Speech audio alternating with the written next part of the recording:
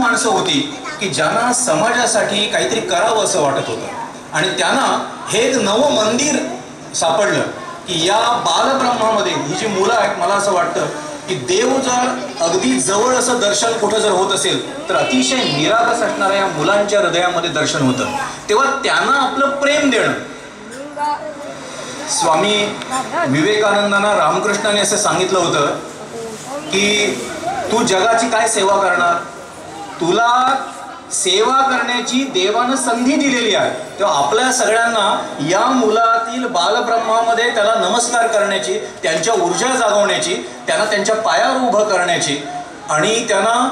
त्यांच्या पालकाबरोबर आम्ही सगळेजण आहोत अशा प्रकारचा एक स्नेह वाटण्याची संधी या आनंद निकेतनमध्ये आपणाला दिली. आणि मला खूप बरं वाटतं आज या ठिकाणी मान्यवरामध्ये राजकीय क्षेत्र, सामाजिक क्षेत्र, सांस्कृतिक क्षेत्र, आरोग्य क्षेत्र आणि अतिशय आनंदाची गोष्ट म्हणजे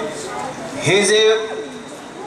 विशेष मुलांचं मंदिर या ठिकाणी उभं राहिलं त्याच्या ठिकाणी त्यांनी मला विचारस्तंभ असं म्हटलं, परंतु आचारस्तंभ जे आहेत ते गुरु पावसकर, शेखर केळकर, वृंदा मोये आणि तुम्हाला सांगतो की देवाच्या दयेनं आम्हाला लाभलेली शिक्षकांची अप्रतिम अशा प्रकारची टीम. मी संगीतातला माणूस आहे म्हणून तुम्हाला सांगतो, मी शिकून बघितलं सांगतो, या मुलांना एक गाणं 1 महिन्यामध्ये चांगल्या रीतीने शिकवून